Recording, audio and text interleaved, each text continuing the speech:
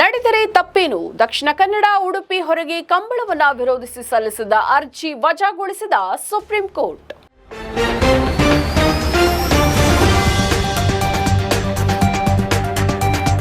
ದಕ್ಷಿಣ ಕನ್ನಡ ಮತ್ತು ಉಡುಪಿ ಜಿಲ್ಲೆಗಳನ್ನು ಹೊರತುಪಡಿಸಿ ಕರ್ನಾಟಕದ ಇತರ ಭಾಗಗಳಲ್ಲಿ ಕಂಬಳವನ್ನು ನಡೆಸುವುದರ ವಿರುದ್ಧ ಸಲ್ಲಿಸಲಾದ ಅರ್ಜಿಯನ್ನು ವಜಾಗೊಳಿಸಿರುವ ಸುಪ್ರೀಂ ಕೋರ್ಟ್ ಇದನ್ನು ರಾಜ್ಯದ ಒಂದು ನಿರ್ದಿಷ್ಟ ಪ್ರದೇಶಕ್ಕೆ ಮಾತ್ರ ಯಾಕೆ ಸೀಮಿತಗೊಳಿಸಬೇಕು ಅಂತ ಮಂಗಳವಾರ ಕೇಳಿದೆ.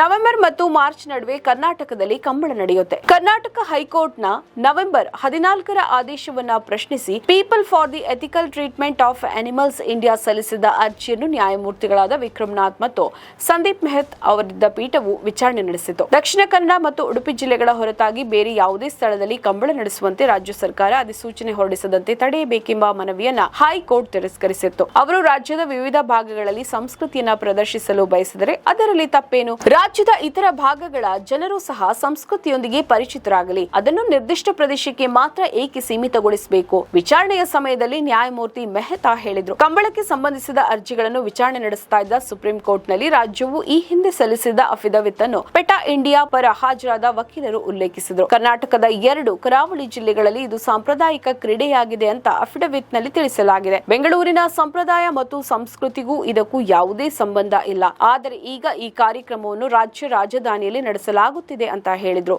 ಅರ್ಜಿಯನ್ನು ವಜಾಗೊಳಿಸಿದ ಪೀಠವು ಇನ್ನೊಂದು ದಿನ ನಾವು ಪೆಟಾ ಇಂಡಿಯಾ ಮುಂದೆಯೂ ಕೆಲವು ಪ್ರಶ್ನೆಗಳನ್ನ ಇಡಬಹುದು ಅಂತ ಹೇಳಿದ್ರು. 2023ರ ಮೇನಲ್ಲಿ ಸುಪ್ರೀಂ ಕೋರ್ಟ್ನ 5 ನ್ಯಾಯಾಧೀಶರ ಸಾಂವಿಧಾನಿಕ ಪೀಠವು ಜಲ್ಲಿಕಟ್ಟು ಮತ್ತು ಕಂಬಳಕ್ಕೆ ಅನುಮತಿ ನೀಡುವ ತಮಿಳುನಾಡು, ಮಹಾರಾಷ್ಟ್ರ, ಕರ್ನಾಟಕದ ತಿದ್ದುಪಡಿ ಕಾಯ್ದೆಗಳ ಸಿಂಧುತ್ವವನ್ನ ಎತ್ತಿ ಹಿಡಿದು ಅವುಗಳನ್ನು ಮಾನ್ಯ ಕಾನೂನುಗಳು ಅಂತ ಹೇಳಿತು.